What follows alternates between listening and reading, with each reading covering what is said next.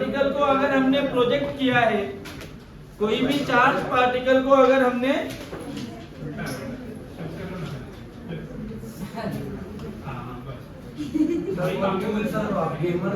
तो कोई भी चार्ज पार्टिकल अगर प्रोजेक्ट करते हैं हम लोग, तो उसका पाथ कैसा होगा वो निकालने का तरीका पढ़ा था आपने कि V और P को अगर परपेंडिकुलर पैरेलल कर दिया गया, if V and B both are parallel, तो इस केस में थीटा की वैल्यू 0 डिग्री हो जाती है, तो जो Fm होगा अपना फोर्स ये 0 हो जाएगा। हमने लास्ट टाइम किया था ये।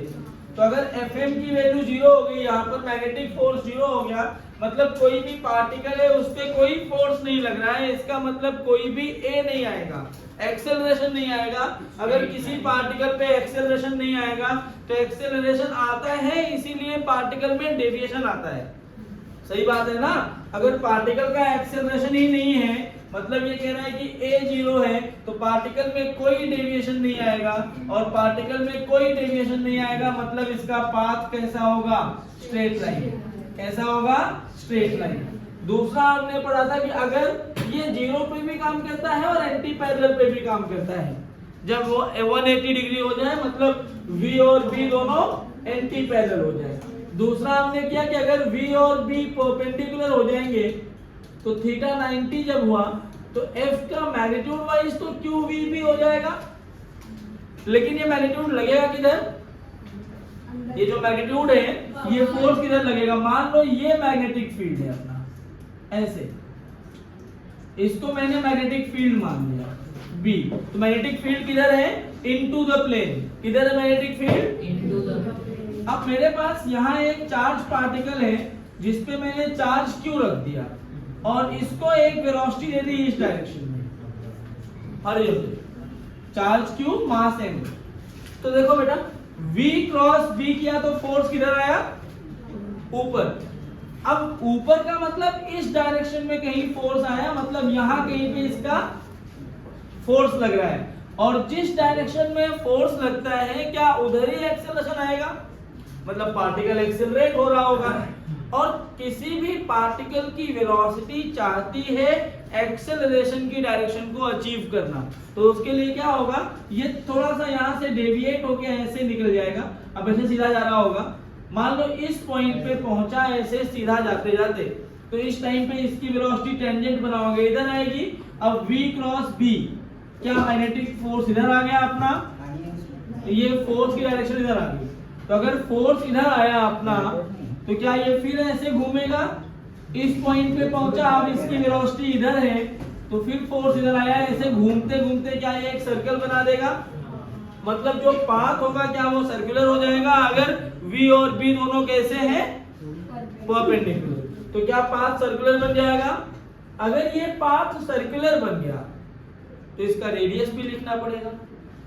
मतलब हम अगर इसको सही से बनाएं, ये खाली एक्सप्लेनेशन के लिए था ना, अगर हम इसको सही से बनाएं तो क्या ये इस तरह से हमें दिखेगा कि कोई चार्ज पार्टिकल जिसको मैंने V वेलोसिटी इधर दी है, ये एक सर्कल कंप्लीट करेगा अपना, इस तरह का एक सर्कल बनाएगा, ऐसे एक सर्कल बनाएगा, और टेंजेंट इस पे वेलोसिटी हो जाएगी। तो अगर ये सर्कल बना रहा है तो ये सर्कल का सेंटर हो गया। अगर ये सेंटर हुआ तो क्या इसमें ये हमारा रेडियस R भी होगा। इस R की वैल्यू कैसे निकालते हैं? तो सेंटर की तरफ एक फोर्स लग रहा है जिसको हम बोलते हैं मैग्नेटिक फोर्स, और इस मैग्नेटिक फोर्स की वैल्यू कितनी है? QVB sin 90, मतलब QVB ये मैग्नेटिक फोर्स ही अपने को नेसेसरी सेंट्रीपिटल फोर्स प्रोवाइड कर रहा है। तो QVB की वैल्यू mv²/r, एक V ने V को मार दिया, क्या R की वैल्यू आ गई mv/QB। तो जिस सर्कल में घूमेगा उसका रेडियस कैसे निकालेंगे वो समझ गए, और उस रेडियस की वैल्यू कितनी होगी? mv/QB। सही बात है ना? अच्छा, ओमेगा लिखना होगा तो कैसे लिखेंगे? ओमेगा होता है V/R। ओमेगा क्या होता है? V/R। तो V कितना है? V। R की वैल्यू क्या आई? mv/QB। जब इसको रखोगे तो क्या ओमेगा आया था? QB/m। जरा ध्यान से देखो, ओमेगा की वैल्यू और आर की वैल्यू है, ओमेगा मिल गया तो 2 पाई बाई ओमेगा करके हम टाइम पीरियड भी निकाल सकते हैं। Omega is 2 pi by T, तो time period is 2 pi by omega. ये सब चीजें हम कर चुके हैं पहले, इस पे एक क्वेश्चन भी किया था। देखो पूरा मैग्नेटिक फील्ड होता है ना, तो पूरे मैग्नेटिक फील्ड में तो कोई दिक्कत ही नहीं होती। जब पूरा मैग्नेटिक फील्ड होगा मतलब कोई पार्टिकल पूरे मैग्नेटिक फील्ड में चल रहा है तो कोई दिक्कत नहीं है, क्योंकि पार्टिकल अगर मतलब ये कह रहा हूं कि ऐसे यहां से यहां तक सफिशिएंट लेंथ है, आर से बड़ी लेंथ है, ऐसे मैग्नेटिक फील्ड है और एक पार्टिकल इसके अंदर से ही प्रोजेक्ट कर दिया गया, इसके अंदर ही v वेलोसिटी से प्रोजेक्ट किया, तब तो कोई दिक्कत नहीं, अंदर अंदर पूरा सर्कल बना लेगा। और ये बोला गया कि जो L है वो R से बड़ा है। तो प्रॉब्लम कहां आती है, जब पार्टिकल आधा मैग्नेटिक फील्ड में चल रहा है और आधा ग्रेविटेशनल फील्ड में चल रहा है। मतलब आधा तो वो चले मैग्नेटिक फील्ड में, आधा वो चले नॉर्मल फील्ड में, तो वहां प्रॉब्लम आती है। इस पर शायद लास्ट में एक सवाल किया था हमने, और उसी क्वेश्चन को हम आगे बढ़ाते हैं एक एक करके। कि मान लो ऐसे है, हाँ किया था, ठीक है, डेविएशन निकालना किया था ना, आधा ही किया मतलब एक ही पार्ट किया। अच्छा कई सारे पार्ट थे क्या? तीन पार्ट है।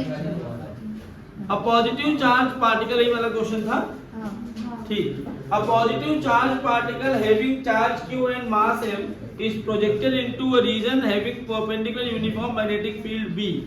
ओके, ये ऐसे एक एरिया है, एक रीजन है जिसमें मैग्नेटिक फील्ड की वैल्यू कितनी दे रखी है अपने को? B। क्या मैग्नेटिक फील्ड है यहाँ पर? B।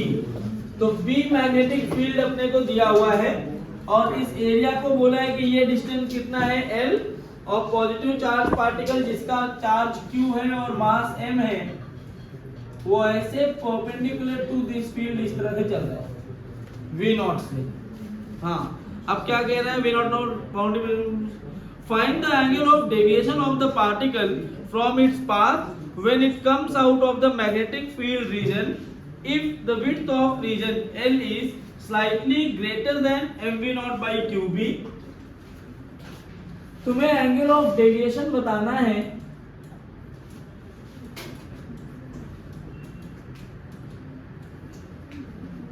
कि ये कितना होगा अगर L की वैल्यू थोड़ी सी बड़ी हो।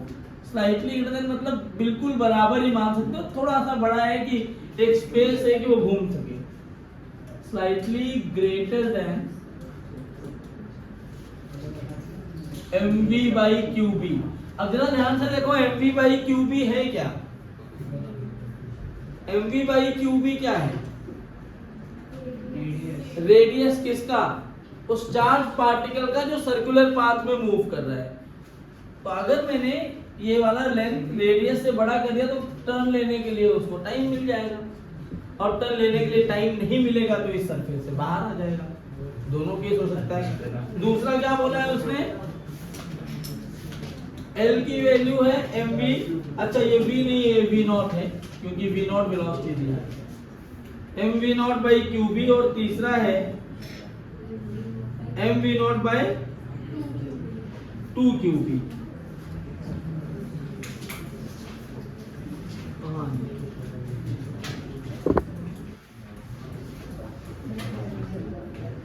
पहला वाला पार्ट हो गया था, पहला वाला पार्ट हो गया था। पहले पार्ट में क्या होगा, ये चार्ज पार्टिकल यहाँ आएगा। अच्छा, जब इस पॉइंट पे ये चार्ज पार्टिकल रहा होगा, वेलोसिटी इधर है, मैग्नेटिक फील्ड इधर है, क्या फोर्स इस लाइन पे आ रहा है, मतलब इसका सेंटर इसी लाइन पे कहीं आएगा। सही बात है ना? इसका सेंटर जो है वो इसी लाइन पर कहीं आएगा। अब अगर इसका सेंटर इसी लाइन पर कहीं आ रहा है तो एक सबसे अच्छी बात ये है कि मान लो ये सेंटर आया तो ये ऐसे जाके ऐसे निकल जाएगा बाहर, क्योंकि सफिशिएंट लेंथ है। अगर सफिशिएंट लेंथ नहीं हुई तो मतलब मान लो ये कह रहा है दोनों बराबर है, ये वाला डिस्टेंस है mv नॉट बाई qb। अगर ये mv नॉट बाई qb से ज्यादा है तो क्या टर्न ले पाएगा वो? हाँ ना? लेकिन अगर ये वाला ही पॉइंट mv0/qb ही रह गया तो वो टर्न ले पाएगा क्या? टर्न नहीं ले पाएगा। तो चलेगा कैसे, ध्यान से देखो। सेकेंड क्वेश्चन, फर्स्ट हमने कर लिया था, तो सेकेंड देखते हैं।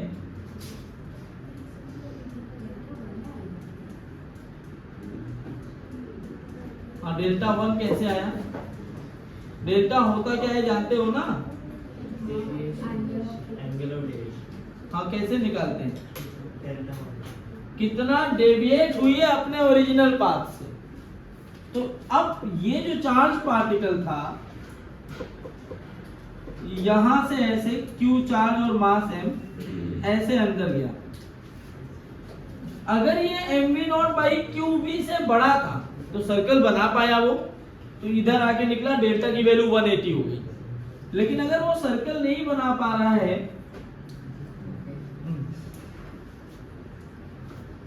तो ये ऐसे जाएगा टर्न लेने के पहले ही, क्योंकि सर्कल नहीं बना पाया ना, खत्म हो गया मैग्नेटिक फील्ड। मैग्नेटिक फील्ड खत्म हो गया तो फोर्स खत्म हो गया, और जैसे ही फोर्स खत्म हुआ ये ऐसे ऊपर जाने लगेगा। आया ऐसे टर्न लेने जा रहा था ये, लेकिन टर्न ले ही नहीं पाया। पहले ही ये सर्कल अगर टर्न लेना है तो ये इसका कहीं पे सेंटर आ रहा है, ये वाला पॉइंट इसका सेंटर है। तो ये पॉइंट अगर इसका सेंटर है तो इसके सेंटर के चारों ओर घूमना पड़ता है इसको।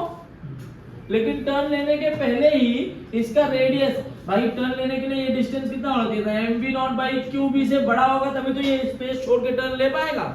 अगर ये mv0/qb है तो ऐसे पकड़ते हुए निकल गया, मैग्नेटिक फील्ड के बाहर आ गया। अगर ये बाहर आ गया ऐसे निकलते हुए तो मैग्नेटिक फील्ड की क्या डायरेक्शन है? इस लाइन को ऐसे आगे बढ़ाओ, ये इनिशियल लाइन हो गई, और ये कौन हो गया तुम्हारा? Final velocity.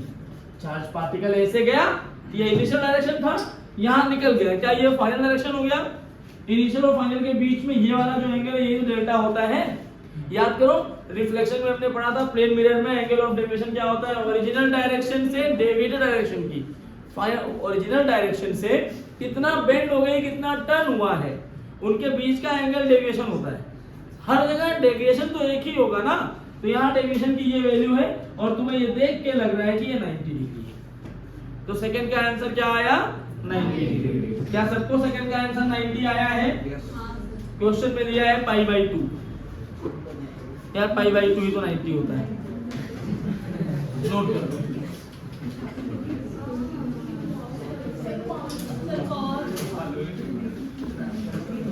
नोट करो। हाँ, नेक्स्ट सेकंड नहीं, अब थर्ड केस। प्लीज चुप हो जाओ, रिकॉर्डिंग चालू हो गई है, चुप रहो।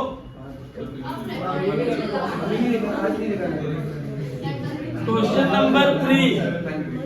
तो देखो मेरे प्यारे गधों, अगर तुम लोग ऐसे ही बात करोगे तो मैं ऐसे ही चिल्लाता रहूंगा और तुम्हारे पेरेंट्स को भेज दूंगा तुम कितना डिस्टर्ब कर रहे हो क्लास। हाँ कोई बात नहीं, तो जब चुप बैठो तो मैं नहीं चिल्लाऊंगा।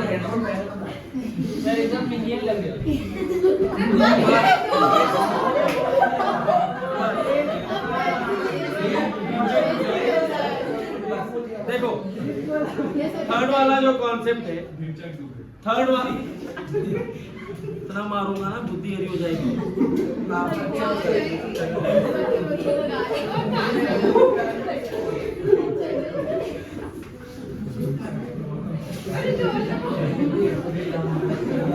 अब ये डिस्टेंस जो दिया है थर्ड केस में, ये कह रहा है ये है mv0/2qb। अच्छा ये यहां से क्यों निकला? यहां से क्यों निकला ये? क्योंकि भाई mv0/qb तो यहीं पे आ गया था ना। तो जब ऐसे ऐसे तुम सर्कल बनाते हो, इस सर्कल का रेडियस r होता है, तो इस r वाले पॉइंट से ही टर्न लेता है ना। लेकिन यहीं पे तुम्हारा मैग्नेटिक फील्ड खत्म हो गया, तो ऐसे जा रहा था टक और ऐसे निकल गया। सही बात है। अगर मेरा मैग्नेटिक फील्ड यहीं खत्म हो गया होता, mv0/2qb का मतलब है r/2 पे ही मैग्नेटिक फील्ड खत्म हो जा रहा है। अगर यही मैग्नेटिक फील्ड खत्म हो जाएगा तो क्या ये ऐसे निकलेगा? इस पॉइंट पे टेंजेंट बनाते हुए निकल जाएगा ना बच्चों, बोलो। तो अगर यहां से निकल रहा है, इसका मतलब है कि ये चार्ज पार्टिकल हमारा Q और M था, जो ऐसे V0 वेलोसिटी से जा रहा था, ये ऐसे जा करके कहीं पर इस तरह से और ऐसे ही बाहर निकल जाएगा। सही बात है। अगर ये ऐसे बाहर निकल रहा है तो क्या ये अपना डेल्टा आएगा? इस डेल्टा की वैल्यू अगर अपने को निकालनी है तो मैं इस डेल्टा की वैल्यू कैसे निकाल सकता हूं? जरा ध्यान से देखो, यहां इसका सेंटर बनेगा भाई। इस पॉइंट पे अगर वो कर्व को छोड़ रहा है तो ये भी तो उसका रेडियस ही होगा ना। ये वाली लाइन भी कौन होगी? उसकी रेडियस। तो ये वाली जो लाइन है, अगर मैं इसको ज्वाइन करूं, कौन से लाइन की बात कर रहा हूं मैं? इस वाले लाइन को अगर मैंने ज्वाइन कर दिया, ध्यान से समझो, ये वाला एंगल डेल्टा है अपना, तो ये कितना है? ये है 90 माइनस डेल्टा। क्या मैं सही बोल रहा हूं? अच्छा, ये लाइन तो टेंजेंट है ना बेटा इस पॉइंट पे, तो ये पूरा एंगल कितना है? 90। कितना एंगल है ये? ये पूरा एंगल कितना है? 90। मुझे बेसिकली ये वाला एंगल मिल जाए तो मेरा काम बन जाएगा, क्योंकि ये अपने को पता है ये L है, ये R है, इसको डेल्टा प्रूव करना है अपने को। ये डेल्टा मिल जाए तो मेरा काम बन जाएगा। क्या करूं? ध्यान से देखो, ये देखो, ये डेल्टा, ये 90, ये वाला एंगल 90 माइनस डेल्टा। सही बात है। और अब ये पूरा कितना है? 90। सही बात है। अच्छा, ये पूरा कितना है? 180। कितना है इसमें? ये है 90, ये है 90 माइनस डेल्टा। टोटल कितना हो गया? 90 प्लस 90 माइनस डेल्टा। तो ये वाला एंगल कितना हो गया? मतलब ऐसे लिखेंगे ना, 180 माइनस ये वाला angle, 180 minus 90 minus 90 minus delta. भाई 180 टोटल एंगल होता है, उसमें से माइनस कर देंगे 90 माइनस डेल्टा को और 90 को, तो बचा वाला एंगल आ जाएगा। अगर आप बचा वाला एंगल देखो तो ये बन जाएगा डेल्टा। ये डेल्टा हो गया। अरे हाँ बोलो। बेटा ये डेल्टा, तो ये 90 माइनस डेल्टा, क्योंकि ये व्हाइट वाली हॉरिजॉन्टल लाइन और ये लाइन 90 डिग्री बना देगी, तो ये हो गया 90 माइनस डेल्टा। तो ये वाला एंगल हो गया 90, तो ये वाला एंगल फिर से डेल्टा।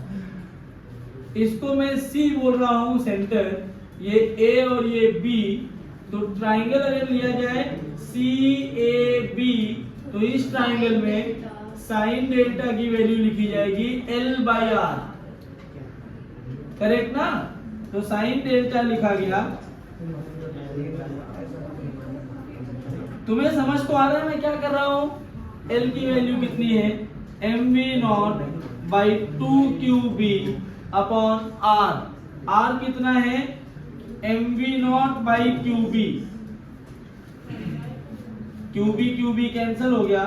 साइन डेल्टा इज 1/2, तो डेल्टा इज इक्वल टू π/6। खत्म? नोट करो। Alpha particle is accelerated by a potential difference of 10⁴ volt. An alpha particle is accelerated. An alpha particle is accelerated by a potential difference of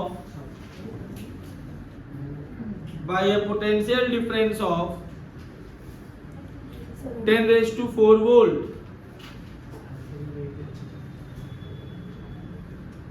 Find the change in its direction. Potential difference of 10⁴ volt. Find the change in its direction of motion. Find in its direction of motion. Find the change in its direction of motion. if it enters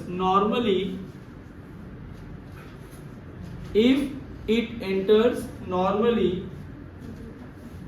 in a region of thickness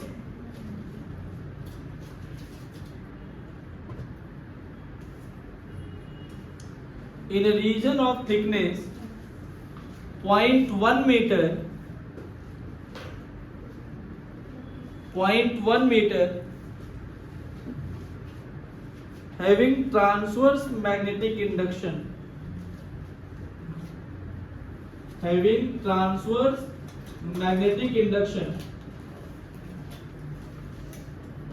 of 0.1 Tesla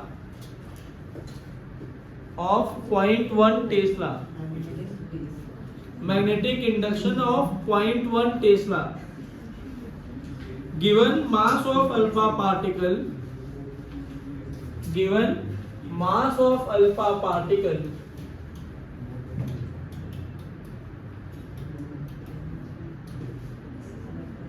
ये है 6.4 into 10⁻⁻27।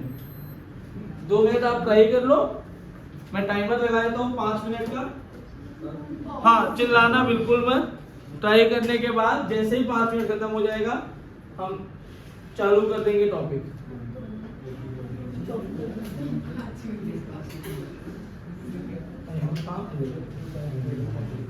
Timer कहाँ है? सवाल कह रहा है एक alpha particle है जो एक्सेलरेट हो रहा है। एक्सेलरेशन दिया नहीं है कितना है, खाली ये बोला है कि वो एक्सेलरेट हो रहा है। तो अगर वो एक्सेलरेट हो रहा है और कहाँ एक्सेलरेट हो रहा है, वो उसको एक्सेलरेट करने के लिए एक बैटरी लगाई गई है। वो बैटरी 10⁻⁴ वोल्ट की है। मतलब जो चार्ज पार्टिकल है अल्फा पार्टिकल, उसको चलाने के लिए, उसको एक्सेलरेट करने के लिए बैटरी कुछ काम कर रही है। सही बात है ना?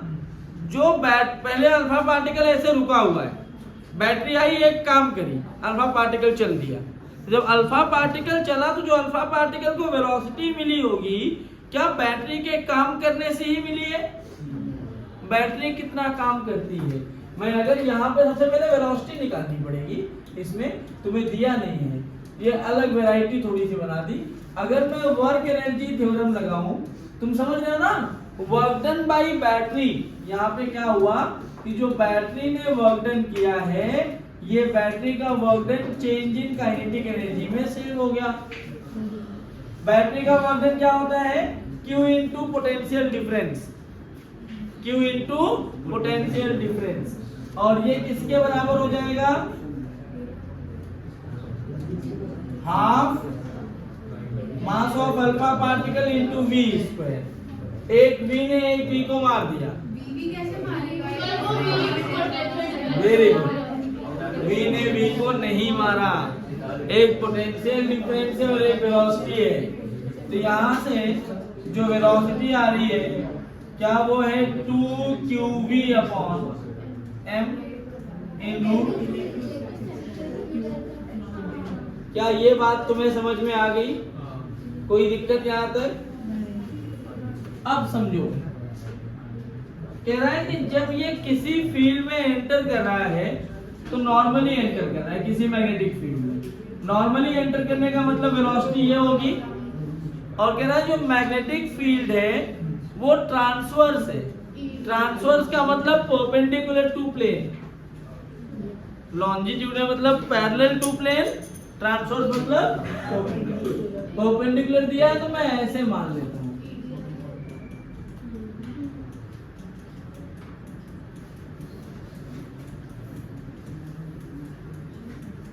कि इस तरह से मैग्नेटिक फील्ड दिया हुआ है, करेक्ट ना? और जिस एरिया में मैग्नेटिक फील्ड है उसकी कुछ लेंथ दी है,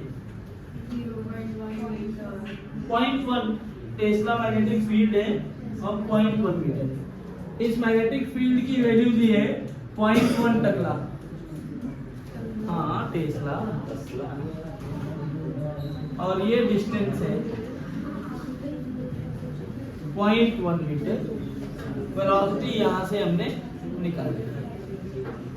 एक बात बताओ, V और B तो यहाँ भी परपेंडिकुलर बना रहे हैं। जैसे ही मुझे दिखा कि V और B दोनों परपेंडिकुलर है, मैं तुरंत मेरे दिमाग में ही आ गया पक्का ये सर्कुलर पाथ पे चल रहे, लेकिन आधा ही सर्कल बना पाएंगे if this length is slightly greater then radius. If this length is less than radius तो ये थर्ड केस जो अभी पढ़ा वो वाला केस बन जाएगा।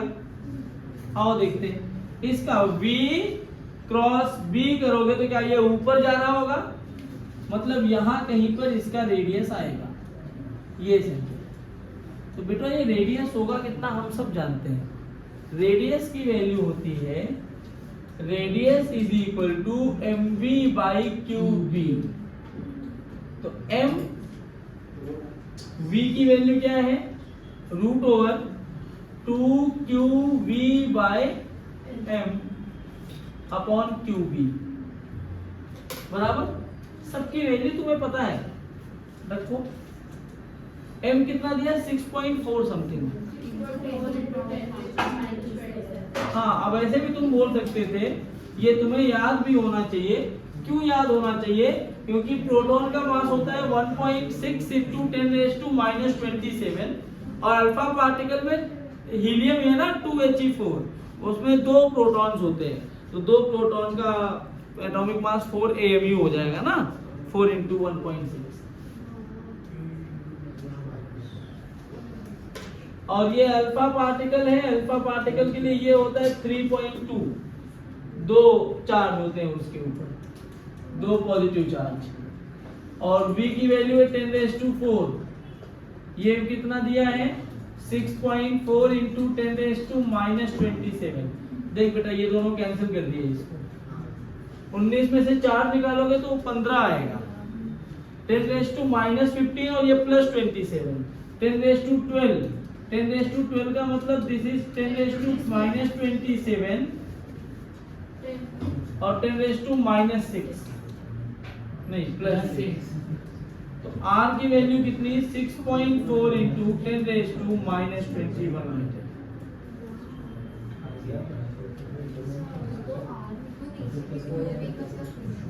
हाँ अच्छा नीचे बचा है क्या, सॉरी, अपॉन QB। Q कितना है 3.2 into 10⁻⁻19 into 0.1। तो ये देखो ये इससे 2 बन गया। अब ये आया 2 into 10⁻⁻21, ये अंदर से 6 आया था ना, उसको लिख दिया, और नीचे 10⁻⁻20 है।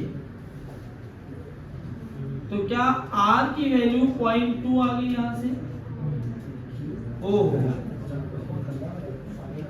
रेडियस कितना है 0.2। मतलब ये है कि जो तुम्हें लेंथ दिया है, ये जो तुम्हारा लेंथ है वो थिकनेस से कम है, रेडियस से कम है। मतलब पार्टिकल सर्कुलर पाथ तो नहीं ले पाएगा। अगर सर्कुलर पाथ नहीं लिया तो क्या ऐसे कहीं निकल जाएगा V। और पूछा क्या है अपने से, डायरेक्शन पूछा ना, change in its direction of motion. तो अपना डायरेक्शन कितना चेंज किया, तो भाई ये ऐसे जा रहा था, ये ऐसे आ गया। अब ये पीछे वाला क्वेश्चन बन गया पूरा, ये वाला एंगल भी डेल्टा हो जाएगा। ये हो गया तुम्हारा 0.1 और ये आ गया 0.2। तो डेल्टा की वैल्यू आ गई यहाँ से, sine delta is equal to 0.1 by 0.2। Delta की वैल्यू π/6 या 30 degree from its initial direction. ठीक है क्या, थीटा इज 30 डिग्री। हाँ, क्यू की वैल्यू कैसे ही पता चलता। अरे भाई अल्फा पार्टिकल का चार्ज नहीं पता तुम्हें। अच्छा ओके, वो Note of magnitude P0 is present in the region along theta axis and coordinate.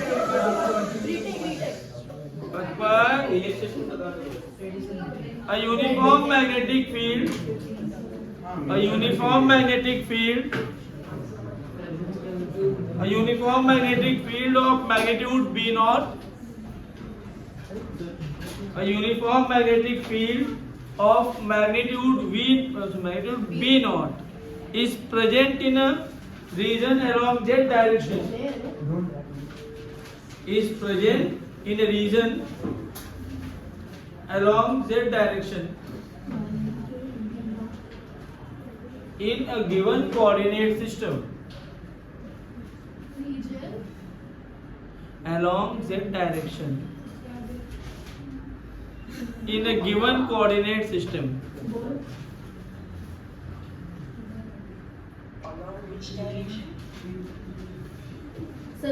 Along Z direction in a given coordinate system. A particle having specific charge sigma. A particle having specific charge sigma is a particle having specific charge sigma is projected in xy plane with a speed v. Is projected in xy plane with speed v.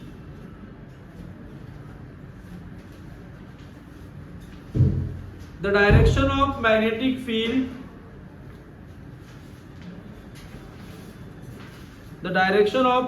field is made to reverse.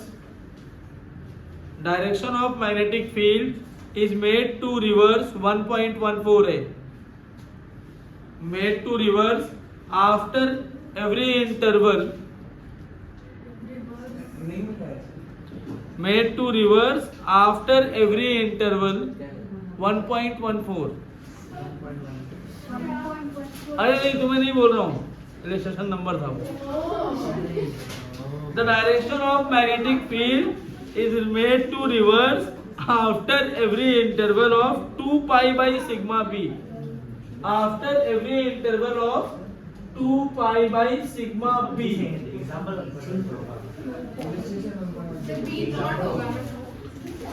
हाँ भाई, अगर इससे slow लिखना है तो फिर छोड़ दो. Find the maximum separation between two positions.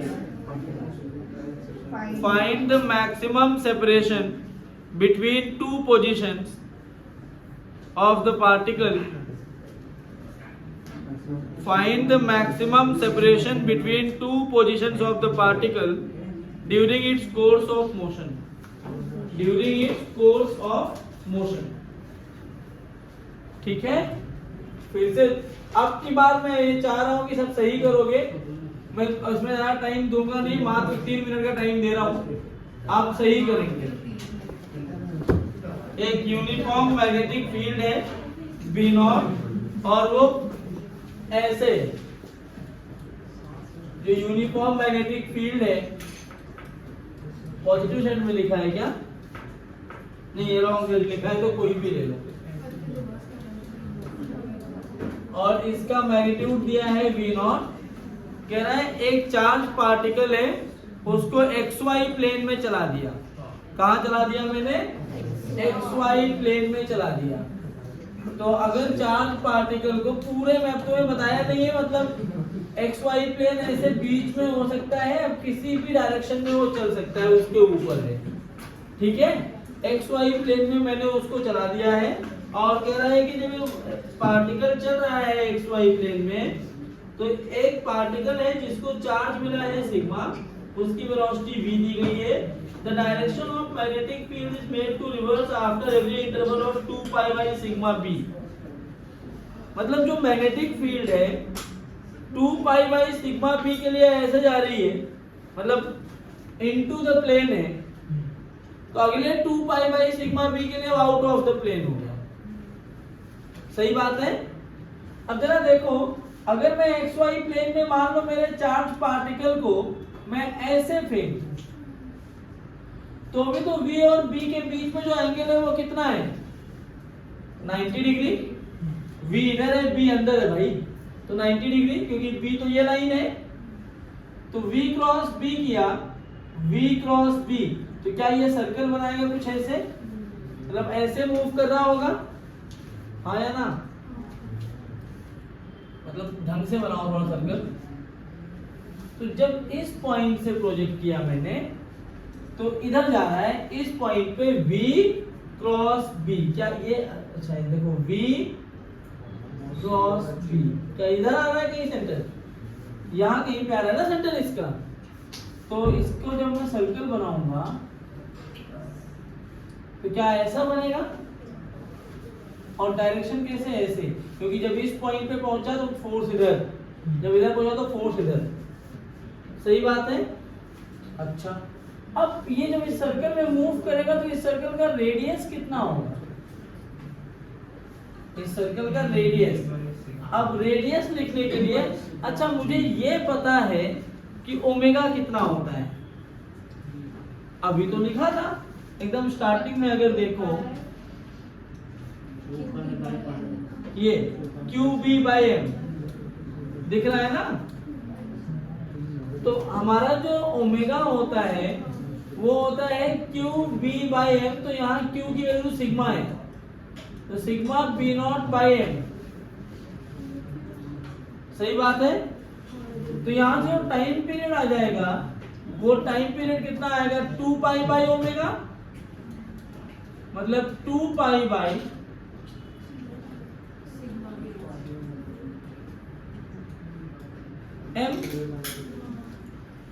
मतलब this is the time period, किसका टाइम पीरियड है ये, टू कंप्लीट अ सर्कल, और वो कह रहा है ये टाइम पीरियड तुम देख रहे हो, ये पार्टिकल अपना पूरा जो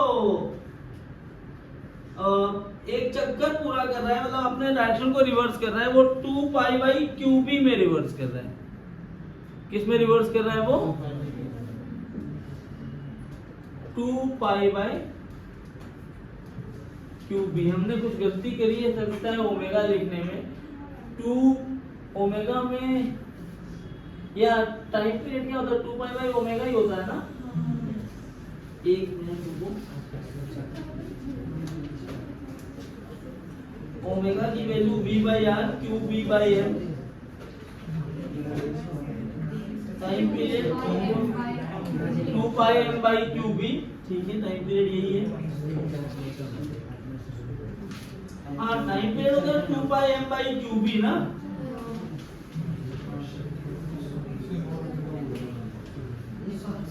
हाँ ठीक है, ठीक है, ठीक है, और ये जो अपना अपने आप को हटा रहा है वो 2π/σb टाइम में हटा रहा है,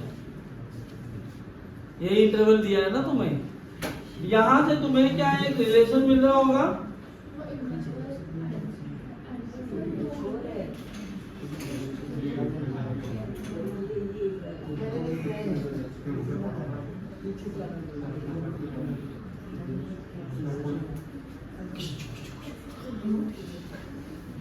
यहाँ गलती हुई है, तुम लोग बोले भी नहीं, ये सिग्मा भी थोड़ी होता है, ये देखो ये QB/m होता है, नहीं स्पेसिफिक चार्ज है वो, Q/ स्पेसिफिक चार्ज का मतलब Q की वैल्यू सिग्मा/m होगी, तो ओमेगा क्या होता है, Q बाय क्या था फार्मूला, QB/m, ओमेगा ये होता है। अच्छा Q की वैल्यू यहाँ तुम्हें चेंज करनी पड़ेगी, Q होता है सिग्मा/m, नहीं सिग्मा होता है Q/m, तो Q की वैल्यू क्या लिखी जाएगी, sigma into m। Per unit mass जो है वो कितना चार्ज है, तो स्पेसिफिक चार्ज का मतलब है चार्ज पर यूनिट मास, तो चार्ज पर यूनिट मास तुम्हें सिग्मा दिया है, तो Q कितना हो जाएगा, सिग्मा इंटू m, तो यहां मुझे Q को रखना होगा सिग्मा इंटू m B/m, तो ये दोनों तो कैंसिल हो गए, तो ये टाइम पीरियड जो आया वो 2 पाई बाई ओमेगा आएगा, और ओमेगा की वैल्यू है कितनी यार? ये जो पार्टिकल चक्कर काटेगा, एक चक्कर कितनी देर में पूरा करेगा वो? 2 pi by sigma B, and according to the question वो 2 पाई बाई सिग्मा बी के बाद अपना डायरेक्शन रिवर्स कर रहा है। इट मींस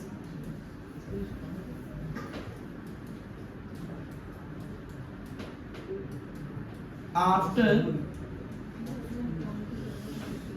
एवरी रोटेशन या revolution magnetic field will reverse its direction. तो मैग्नेटिक फील्ड अपनी डायरेक्शन को कब रिवर्स करेगा? हर एक रोटेशन के बाद। क्या मैं सही बोल रहा हूं? After every rotation magnetic field will reverse its direction. तो अगर यहाँ पे डायरेक्शन रिवर्स किया, तो अब मैं सिंपली अगर ऐसे ही बनाना चाहूं, अब तुम समझ गए उसी डायग्राम का रेफरेंस ले रहा हूं, तो मैं ऐसे पूरी लाइन नहीं बना रहा हूं। ऐसा होगा कि पहले जब मैग्नेटिक फील्ड ऐसे अंदर की तरफ है तो ये सर्कल बन रहा होगा इस तरह से, और एक रोटेशन खत्म हो गया होगा, उसके बाद मैग्नेटिक फील्ड किधर आ गया? बाहर की तरफ। तो जैसे मैग्नेटिक फील्ड बाहर कर दिया V क्रॉस B, क्या सर्कल ऐसे घूमने लगेगा? मतलब ये जो पार्टिकल है मतलब ऐसे सटा ही रहेगा ना बिल्कुल। मतलब एक चक्कर पूरा किया, मान लो यहां से चला, कहां से चला? इस पॉइंट से। तो एक चक्कर पूरा करके फिर इसी पॉइंट पे आएगा, और उसके बाद इसी से सटा हुआ ये उल्टा चक्कर मारने लगेगा। दोनों सटे हुए पॉइंट हैं। समझ में आया क्या? अब तुमसे पूछा क्या है वो? Find the maximum separation between the 2 point. सटे हुए हैं तो मान लो मैक्सिमम सेपरेशन कब होगा? अलोंग दिस लाइन तो आएगा मैक्सिमम। सेम कहां है?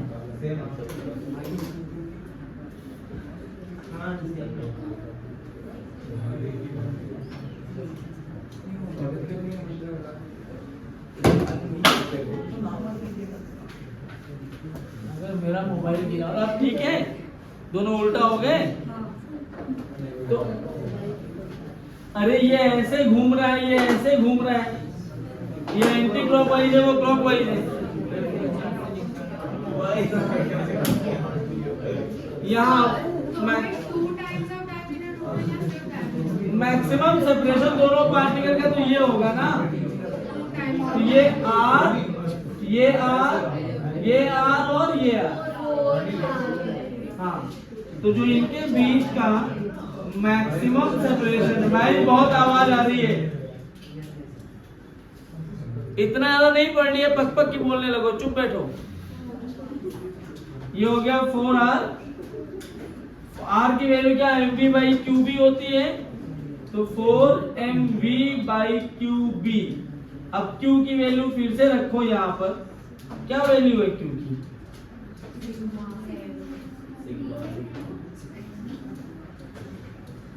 तो 4v बाई सिग्मा v। अच्छा सवाल था, इसमें लिख लेना स्पेसिफिक चार्ज डेंसिटी का मतलब है चार्ज पर यूनिट मास। क्या मतलब है उसका? Charge per unit mass. ये है कि ये दो अलग अलग सर्कल पे क्यों घूम रहे हैं, एक ही सर्कल पे रिवर्स क्यों नहीं घूम रहे?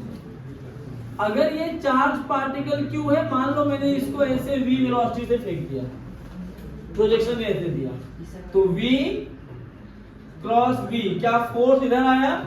जिस डायरेक्शन में फोर्स आएगा क्या उधर सेंटर हो जाएगा सर्कुलर पाथ के लिए? तो इधर आ रहा है फोर्स, मतलब इसका सेंटर यहाँ कहीं रहा होगा, तो मतलब ये ऐसे घूमेगा। सही बात है, इस तरीके से।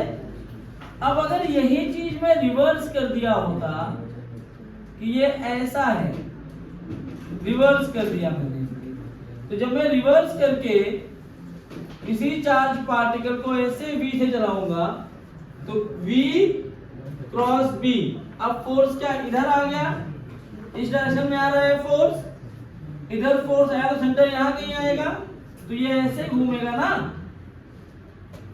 तो यहीं पे देखो, अगर यही चार्ज पार्टिकल है, पहले इधर रेडियस था, जब अगर ये मैग्नेटिक फील्ड बाहर हो गया तो रेडियस नीचे आ गया, मतलब इसका रेडियस अब इधर आ गया।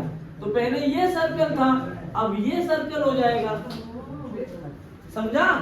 इसलिए दो फारदेस्ट पॉइंट बनाए जाएंगे, लिख लेना, ये सब अच्छी चीज है।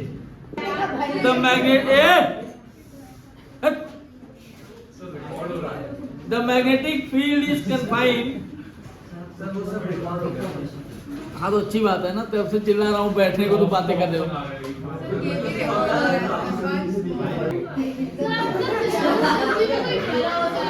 The magnetic field is confined in a square region. The magnetic field is confined. The magnetic field is confined in a square region. A positive charged particle. A positive charged particle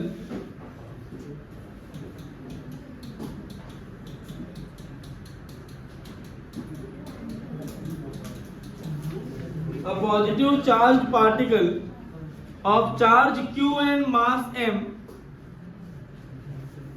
of charge q and mass m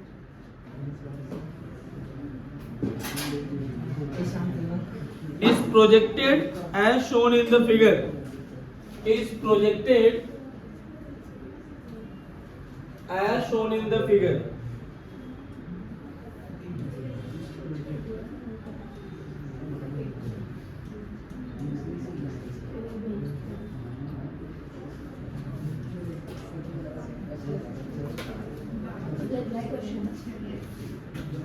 As shown in the figure.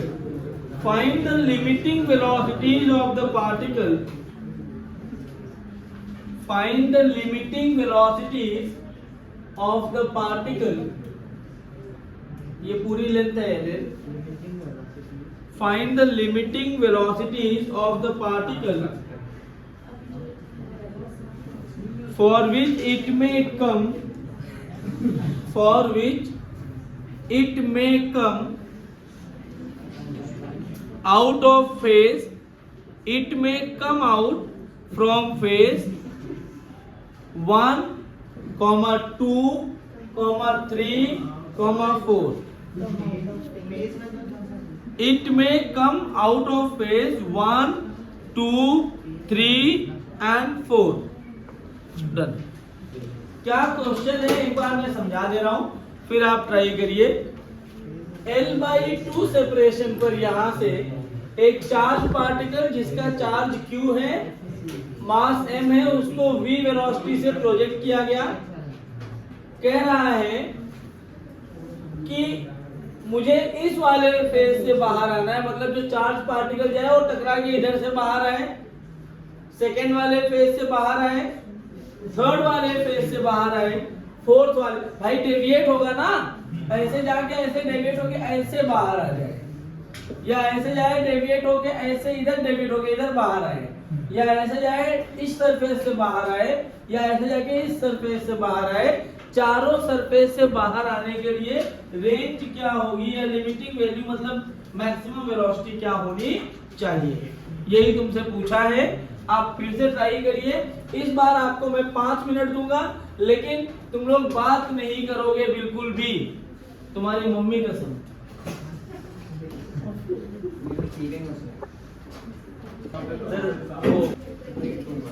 Break दे दूंगा 5 minute. आइए, अगर समझो ध्यान से, question important है, ये बढ़िया सवाल है, लॉजिक डेवलप करने के काम आता है। If charged particle is coming out from surface 1, then बेटा अगर सरफेस 1 से इसको बाहर आना है तो लिमिटिंग केस क्या है, ये यहां पहुंचा, मैक्सिमम अगर वो यहां से बाहर आना है तो यही है, इसके बाद तो 1 खत्म हो गया, यहीं से बाहर आना पड़ेगा। और ये तब पॉसिबल है कि यहां से बाहर आए जब इसका रेडियस कितना हो, L/4। तो इस केस में जो रेडियस r होगा it should be less than और equal to L/4। Limiting value पूछा है, मतलब मैक्सिमम केस तो मैं ले सकता हूं, और ये r होता किसके बराबर है, mv/qb। अब मैग्नेटिक फील्ड तुम्हें दिया है ना, क्या लिखा है, b है कि b नॉट, ठीक है। तो L/4 is equal to mv max हो जाएगा, क्योंकि मैंने L/4 लिया है। इससे कम वेलोसिटी में तो ऐसे घूम के यहाँ आ जाएगा, इससे क्योंकि v जितना बढ़ाओगे रेडियस उतना बढ़ता जाएगा, ठीक है ना। तो यहाँ पर mv मैक्स बाई qb लिखूंगा मैं, या ये बन जाएगा qbl/4l is equal to v max. मतलब अगर सरफेस 1 से बाहर आना है तो your v should be less than और इक्वल टू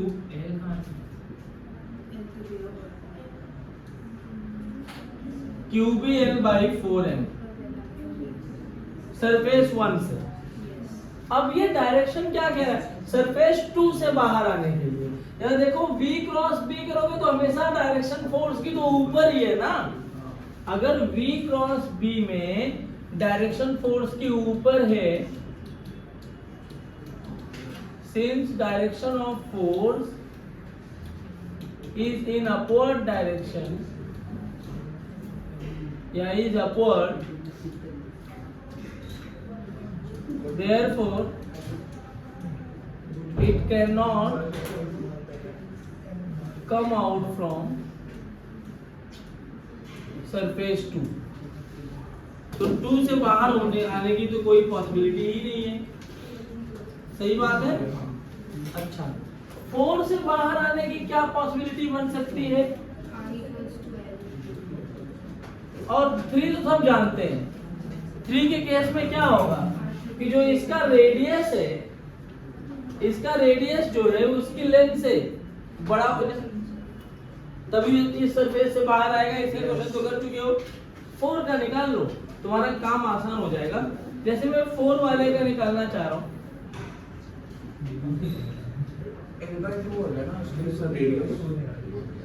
जरूरी नहीं है, ये L/2 है। देखो इस सरफेस से यहां तक बाहर आने को लेकर अगर मैंने L/4 रेडियस रखा, L/4 रेडियस रखा तो यहां से बाहर आया, तो रेडियस थोड़ा सा बढ़ा दिया तो क्या ये यहाँ कहीं से बाहर आएगा, और बढ़ा दिया तो इधर कहीं से बाहर आएगा, और बढ़ा दिया इधर कहीं से बाहर आएगा, और बढ़ा दिया इधर कहीं से बाहर आएगा। ऐसे बढ़ाते गया तो जो लास्ट रे आएगी वो इस पॉइंट से पास होगी, जब सरफेस 2 से पास होगी। मतलब इतनी वेलोसिटी में दूं इसको कि ये ऐसे बाहर आए। अगर ये ऐसे बाहर आएगा इस टाइम पर भी v क्रॉस b किधर है, क्या यहाँ कहीं आ रहा होगा v क्रॉस b, ये इसका सेंटर हो गया। अगर ये पॉइंट इसका सेंटर है बच्चों, तो क्या ये इसका r कहलाएगा रेडियस, और ये डिस्टेंस अगर L/2 है तो ये कितना होगा, टोटल r माइनस L/2। इसमें स्मॉल l ले लो, कोई फर्क नहीं पड़ता। तुम्हें यही l निकालना है। यार देखो अब तुम्हें कुछ करने की जरूरत नहीं है।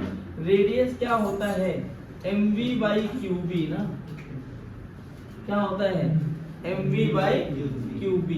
अब तुम्हें इस r की वैल्यू अगर मिल जाए तो तुम्हारा काम बन जाएगा, और r की वैल्यू सब जानते हो ना। इस केस में r कितना है, अच्छा वही नहीं पता क्या आपने, तो पहले r निकालना पड़ेगा। हाँ, क्योंकि हम यहाँ से निकालना जरूरी थोड़ी है तो ये पूरा है, यही रेडियस हो, रेडियस तो ये पूरा हो गया, रेडियस तो ये पूरा ये है ना रेडियस। तो मुझे ये वाला डिस्टेंस निकालना पड़ेगा। ये r निकालने के लिए इतना डिस्टेंस अपने को चाहिए, बिना इसके तो काम नहीं बना पाएंगे ना। अब ये डिस्टेंस कैसे निकाल सकते हैं, उस पर कुछ जुगाड़ लगाओ।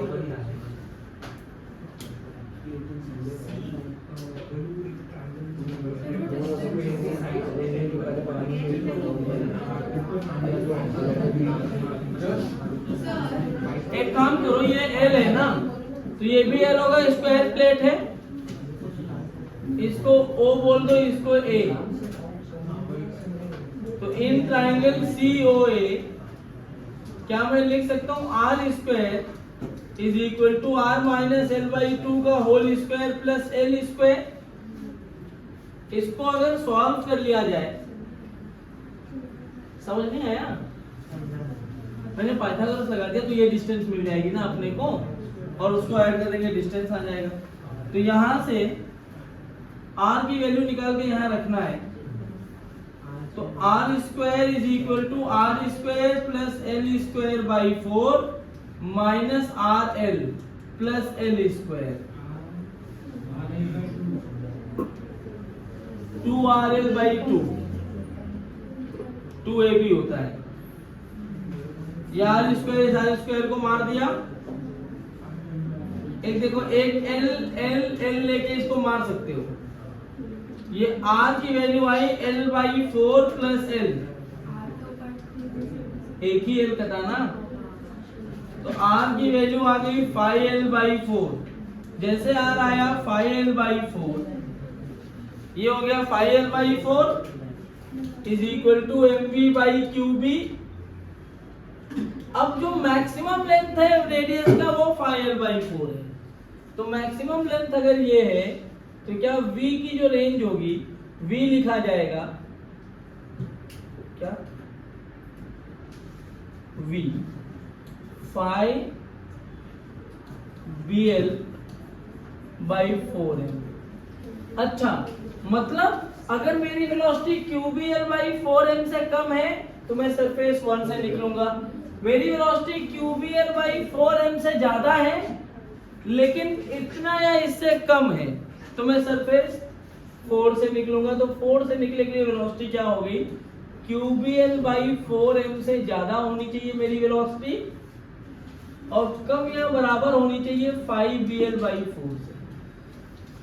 अब अगर मेरी वेलोसिटी 5BL बाई 4 से ज्यादा होगी, अगर मेरी वेलोसिटी 5BL बाई 4m से ज्यादा होगी, हाँ, तो सारे केसेस में, in all other cases it comes out from surface. तो ये जो सवाल है ये सवाल नहीं था, इट वॉज अ कॉन्सेप्ट। क्या तुम्हें अभी सर्कुलर कॉन्सेप्ट वाले सवाल आएंगे अच्छे से? इतने पैटर्न बनते हैं। अभी तुम्हें ब्रेक के बाद एक आध सवाल और ऐसे करवा दूंगा मजे वाले। उसके बाद में अपन क्या करेंगे, हेलिकल पाथ पढ़ेंगे।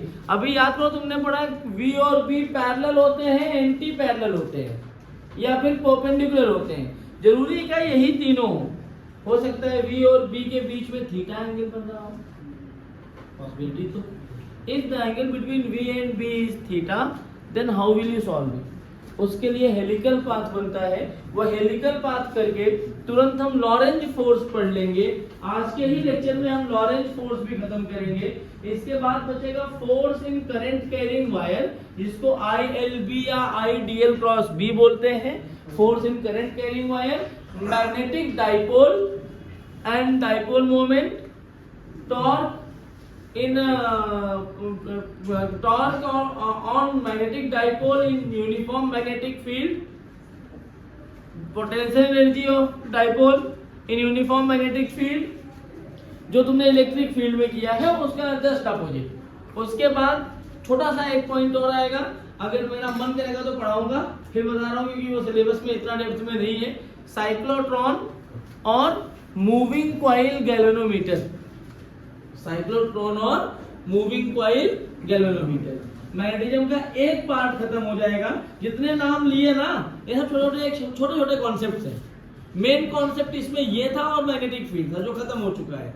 उसके बाद properties and matter, it will take hardly 1.5 lecture. मैं एक में खत्म करने की कोशिश करूंगा। तो 3 लेक्चर मैं अभी से भी लेके चल रहा हूँ कि 3 लेक्चर्स लगेंगे आपको आपका ये टॉपिक खत्म करने को। क्या बोलते हैं, मैग्नेटिज्म। 3 लेक्चर में ये खत्म होगा। 4 से 5 लेक्चर आपके EMI में लगेंगे, 1.5 से 2 लेक्चर AC में लगेंगे, 2 घंटे का 1 लेक्चर EMWave में लगेगा। मतलब जोड़ लो 5, 3, 8, 2, 10, 1, 11। अभी इस वीक में शायद एक और लेक्चर है। हर वीक में 2 लेक्चर मिल रहे हैं। और मैं फील्ड है, इस B0 मैग्नेटिक फील्ड में यहाँ एक चार्ज पार्टिकल है, इसका मास है m और चार्ज है q, यहाँ है और ये ऐसे जा,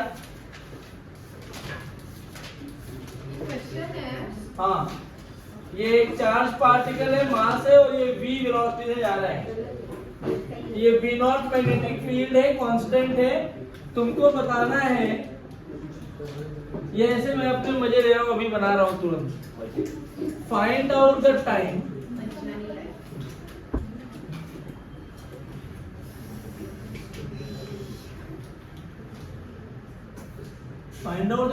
for which charged particle will be in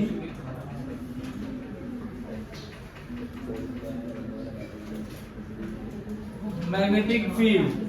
फटाफट ट्राई करिए, वो टाइम बताइए जिसमें चार्ज पार्टिकल मैग्नेटिक फील्ड में है। 3 मिनट सफिशिएंट है इस क्वेश्चन के लिए, जल्दी करिए। ये क्वेश्चन में कुछ नहीं था, तुमसे टाइम पूछा हुआ है। ऐसे क्वेश्चन को करना बहुत आसान होता है। अभी तक इतना पढ़ाया, मतलब तुम्हें कुछ समझ में नहीं आया तो आप मुझे बहुत डिसअपॉइंट कर रहे हैं। मैं इतनी उम्मीद तुमसे नहीं कर रहा था, ये आंसर आना चाहिए था भाई। ये यहाँ से जाएगा, अब इधर तो कोई बाउंड्री वाली बात तो है नहीं, तो पक्का सेमी सर्कल बना के बाहर निकलेगा ही निकलेगा। अगर V मेरा ऐसे है तो V क्रॉस B ऐसे आएगा, मतलब इसका सेंटर यहाँ कहीं आ जाएगा, तो ये ऐसे घूम के ऐसे बाहर आएगा पक्का 180 डिग्री पर। कितने पर बाहर आएगा ये? 180 डिग्री पर। अच्छा एक बात बताओ, इसमें थीटा कितना हो गया, मतलब डेल्टा जितना डेविएट हुआ वो कितना हो गया? 180 डिग्री या पाई? डेविएशन कितना आ गया? पाई। यार अगर ये पाई घूम गया बच्चों, तो पाई घूमने का मतलब क्या होता है? क्या ओमेगा होता है? Omega by T is equal to theta, यही होता है। क्या ये ओमेगा की वैल्यू अपने को पता है? क्यू एम बाई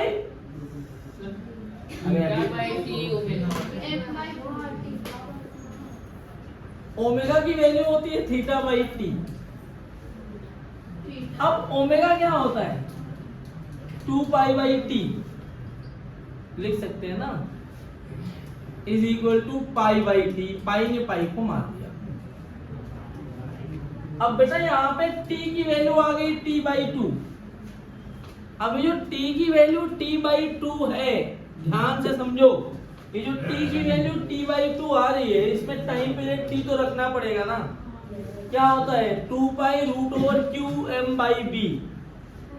नहीं, क्यू बी बाय एम, या तो M by sir 2 pi M by कितना? 2 पाई एम बाई बी। हाँ वही तो बोल रहा हूँ मैं। हाँ सर, कहाँ गया? ये है ना, 2 पाई बाई टी के दोगे एम बाई क्यू बी, वही तो बोल रहा हूँ कब से। एम बाय क्यू बी हो गया 2 pi M by Q B by 2 हैं? हाँ हाँ sir 2 pi M by Q B, therefore time is 2 pi M by Q B upon 2। तो ये कैंसिल हो गया। कितने टाइम में वो बाहर आ जाएगा? M pi by Q B. समझ में आया क्या?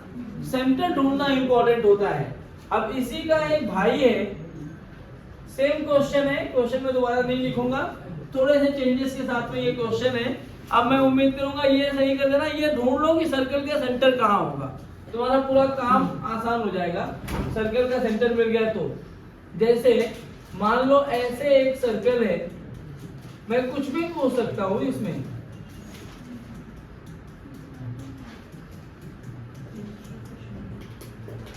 मैंने ऐसे v वेलोसिटी से फेंका है, q मास m, ये वाला एंगल दिया है थीटा। बताओ कितने टाइम के बाद वो बाहर आएगा। मैग्नेटिक फील्ड वही है b नॉट। फिर से आपका टाइमर शुरू होता है। 5 मिनट का टाइमर दे रहा हूं क्योंकि तुम्हें 2 मिनट नोट करने में भी जाएगा।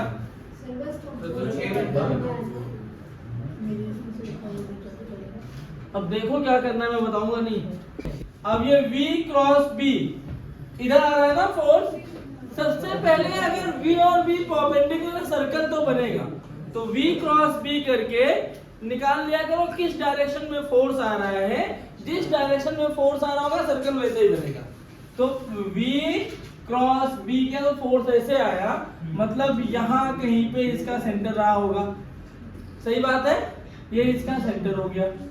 बच्चों अगर ये इसका सेंटर है, बहुत ध्यान से समझो, तो यहाँ जो भी ये पाथ बनाएगा ना, हर एक पाथ पे एक चीज तो तुम्हें याद रखनी पड़ेगी कि जो भी पाथ बनाएगा इस पॉइंट पर ऐसा कर्व बनेगा कि ये वाली वेलोसिटी टेंजेंट हो जाए यहाँ पे।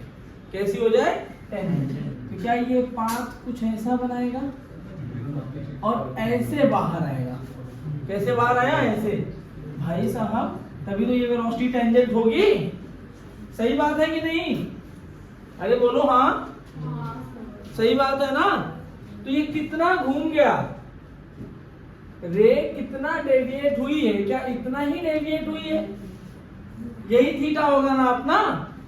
बोलो हाँ, बोलो हाँ। तो ये डेविएट कितना हुई, ये डेविएशन अपने को निकालना है। इसकी वैल्यू चाहिए बच्चों, कितनी होगी? कैसे?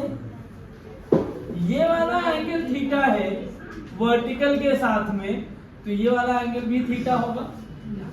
ये थीटा तो ये 90 माइनस थीटा। करेक्ट? कोई दिक्कत? अच्छा, ये 90 माइनस थीटा, तो भाई थीटा पे गया तो थीटा पे बाहर भी तो आएगा।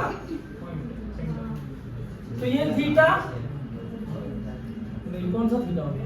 हाँ यही थीटा। तो वो थीटा और ये टोटल 90, तो ये बचा वाला पार्ट फिर से कितना? 90 माइनस थीटा बराबर। तो ये कितना टोटल? अब तो एक ट्रायंगल बन गया ना ये। 180 minus 90 minus theta minus 90 minus theta, 2 theta. कितना हो जाएगा? 2 थीटा। तो टाइम अब निकाल सकते हो 2 पाई बाय ओमेगा से। बोलो हाँ। चलो अब इतना ही करना था मुझे। हमने क्या पढ़ लिया? Parallel path, anti parallel path, perpendicular path. अब मेन क्वेश्चन 7-8 क्वेश्चन कर लिया हमने परपेंडिकुलर वाले पे। देखो खूब सारे क्वेश्चन कर लिए, हर टाइप के क्वेश्चन की प्रैक्टिस कराई मैंने। अब आओ कुछ अलग पाथ की बात कर लेते हैं। अलग पाथ में if vector v and vector b is making an angle theta, कितना एंगल बना रहा है वो? थीटा। तो बेटा अगर v और b के बीच में थीटा एंगल बनेगा तो अब कैसे पास होगा? ध्यान से देखना। मतलब ये हमारा मान लो मैग्नेटिक फील्ड है, समझना ध्यान से क्योंकि अच्छा टॉपिक है ये हमारा मैग्नेटिक फील्ड है। उसी का ये केस 3 है। 2 केस तुम पढ़ चुके हो। Now this is case number 3। यहाँ एक पार्टिकल रखा है जिसपे चार्ज है q, मास है m। ये हॉरिजॉन्टल डायरेक्शन है।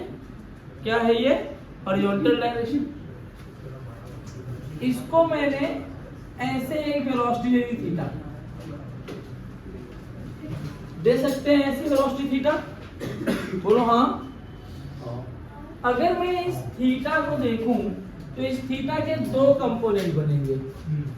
एक कंपोनेंट इधर आ जाएगा v cos थीटा, एक कंपोनेंट इधर आ जाएगा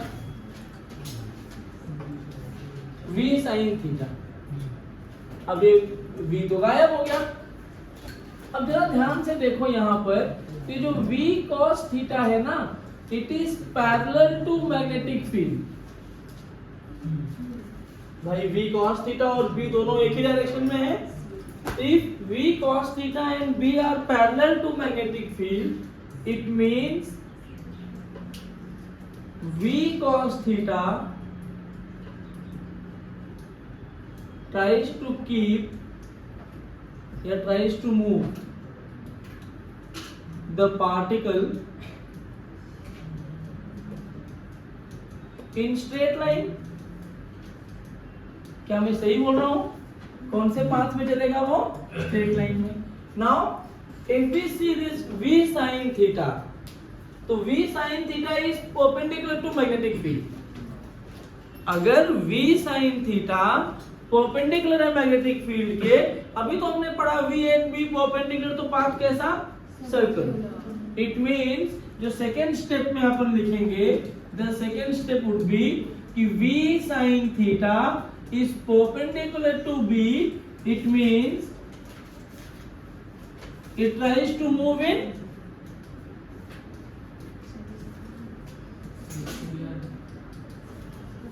सर्कल। अब जरा सोचो, एक ऑब्जेक्ट मेरे पास यहां है, एक वाला फोर्स इसको ऐसे गोल गोल घुमाना चाह रहा है और दूसरा चाह रहा है आगे लेके जाना। ये ना तो प्रॉपर सर्कल बन पाएगा और ना ही आगे जा पाएगा। ये तुम्हें ऐसा कुछ दिखेगा, स्प्रिंग जैसा। मतलब इसका जो पाथ है इस चार्ज पार्टिकल का, ये पाथ तुम्हें ऐसा दिखेगा। देखो, इसका मतलब ये है v sin थीटा इसको ऐसे घुमाना चाह रहा था। अच्छा, इधर ही क्यों? क्योंकि v sin थीटा b किया तो ऐसे आएगा, yz प्लेन में घूमेगा ये, समझा ना? तो ये ऐसे इसको आगे ले जाना चाह रहा था, तब कि ये इसको स्ट्रेट ले जाना चाह रहा है। ये ऐसे घूमना चाह रहा है, जितनी देर में ये एक चक्कर yz प्लेन में है इसलिए ऐसे हो रहा है। अरे भाई b x में है, v sin थीटा y में है, तो मैग्नेटिक फोर्स किधर आएगा? z में आएगा ना, v क्रॉस b। तो z प्लेन में मैग्नेटिक फोर्स है, तो अब yz प्लेन मतलब बेसिकली यहाँ ऐसे देखोगे तो ये ऐसे मूव करेगा। सर्कल यहाँ आएगा ना, सेंटर इसका, तो ऐसे ऐसे मूव कर रहा है। तो जितनी देर में ये एक चक्कर पूरा करना चाह रहा है, स्ट्रेट वाला उसको थोड़ा सा आगे आगे लेके जाएगा। अब जैसे आगे गया तो ये पूरा सर्कल ना बना करके ऐसा पाथ बना दिया। इस पाथ को नाम देते हैं हेलिकल पाथ। कौन सा पाथ? Helical path. अब इस हेलिकल पाथ में एक चीज आती है जिसको बोलते हैं पिच। पिच क्या चीज है? ये डिस्टेंस, मतलब यहां देखो तो ये डिस्टेंस, इसको बोलते हैं पिच। पिच का मतलब ये है एक रिवॉल्यूशन जितनी देर में होता, कितनी देर में होता? 2 पाई m by qb। कितनी देर में होता है एक revolution? 2 pi m by qb। तो एक रिवॉल्यूशन जितनी देर में होता, उतनी देर में वो हॉरिजॉन्टल डिस्टेंस कितना चल लिया, उसको अपन क्या बोलते हैं? पिच। तो पिच की वैल्यू क्या हो जाएगी? पिच की value v cos theta into 2 pi m by qb। नहीं यार, नहीं समझा, नहीं समझा। अरे यार गधे, पिच किसको बोल रहे हैं? The horizontal distance travelled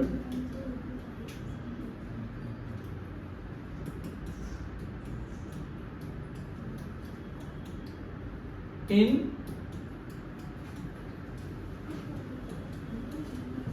one complete revolution।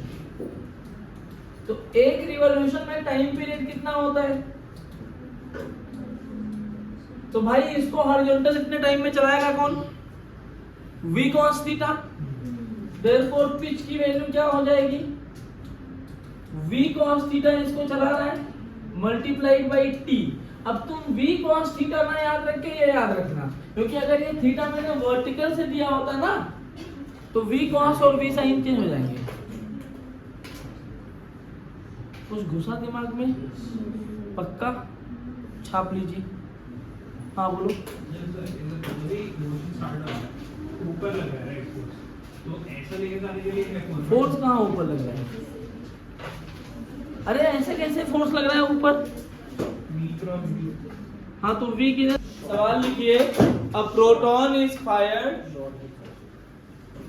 हाँ ठीक है, शॉट और फायर्ड एक ही चीज है।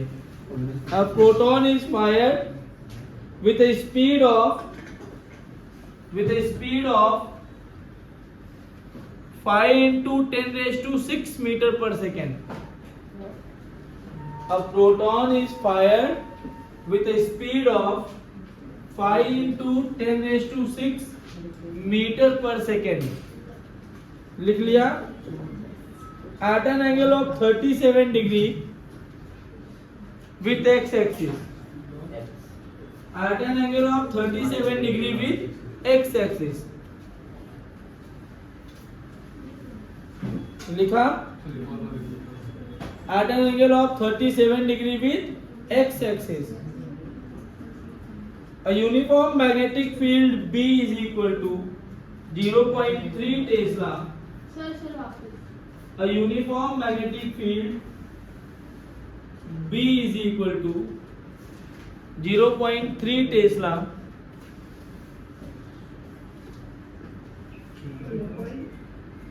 0.3 Tesla exist along x-axis.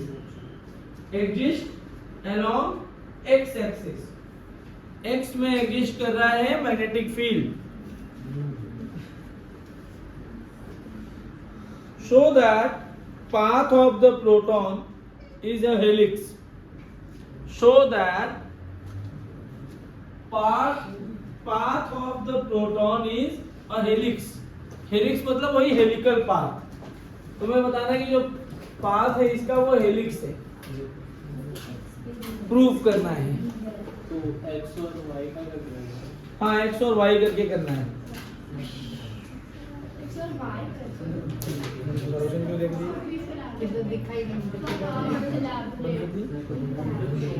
तो क्या करना है, ध्यान से सुनो। ए बच्चों सुनो ध्यान से। मैग्नेटिक फील्ड तुम्हें इस डायरेक्शन में दिया हुआ है ऐसे। इसकी वैल्यू है 0.3 टेस्ला। सही बोल रहा हूँ क्या? अरे जोर से बोलो, रिकॉर्डिंग में। 0.3 बस 0.3 टेस्ला। सर आप बोल रहे हैं क्या कर रहे हो? काला लग रहा हूँ? अरे यार सर रुको ना उधर। Yes finally. अब अच्छा लग रहा हूँ?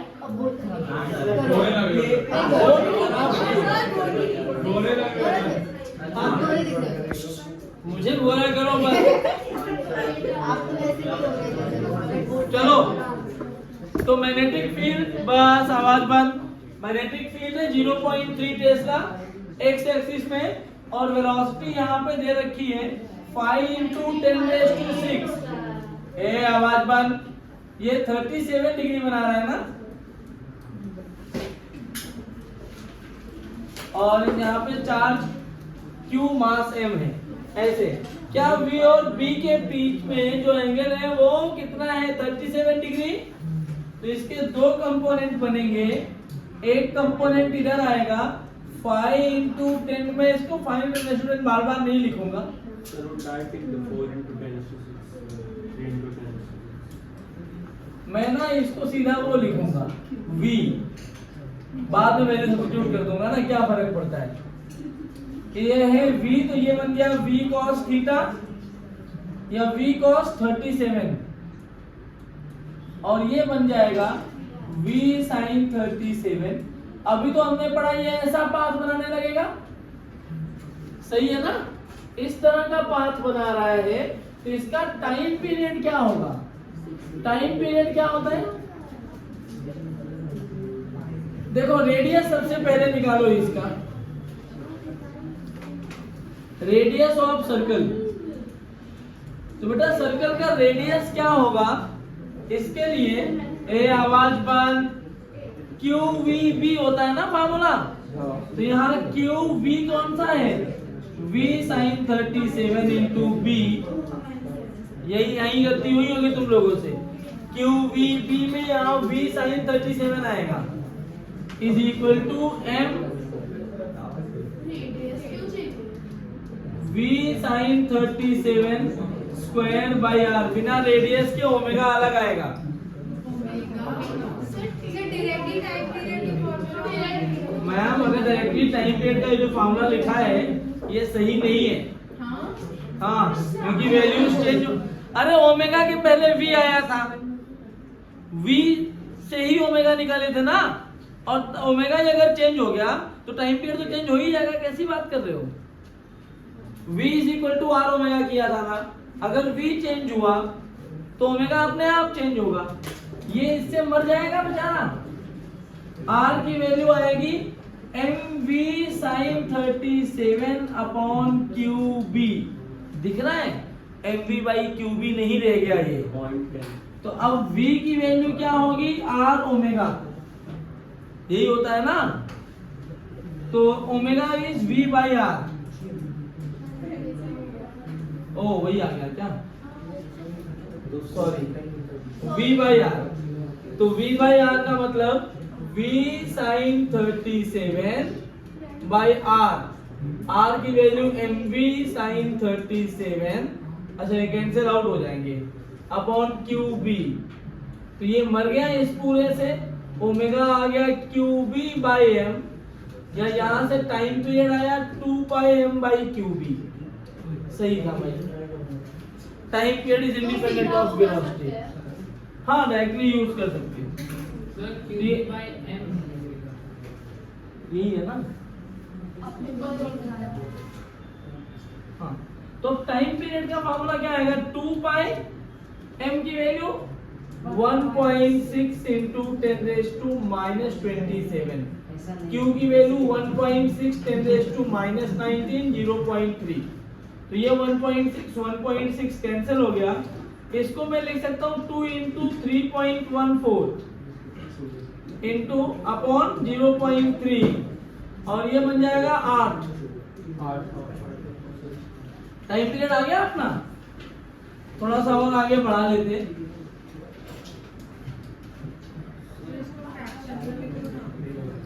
हाँ हाँ लिख दे रहा हूँ ना। तो ये बन जाएगा 2 into 31.4 by 3 into 10 raise to minus 8, या 62.8। तो 62.8 बाई 3 इंटू दिस, ठीक है ना। ये आ गया तुम्हारा टाइम पीरियड। आप इधर पाई को सी ले सकते हो ना, अप्रोक्स करके वहां इतना 3.14 को 3 नहीं मारते। सर पाई के टर्म्स में ही रखो ना। हाँ चलेगा ना, क्या फर्क पड़ता है। ये आ गया, और इसके आगे मैंने पिच अगर निकाल दिया तो इसका पिच क्या आएगा, v cos 37, ठीक है ना, मल्टीप्लाइड बाई t। अब सॉल्व कर लेना, ठीक है, इसको सॉल्व कर लो, आंसर आ जाएगा। सर ये सही है क्या है आंसर?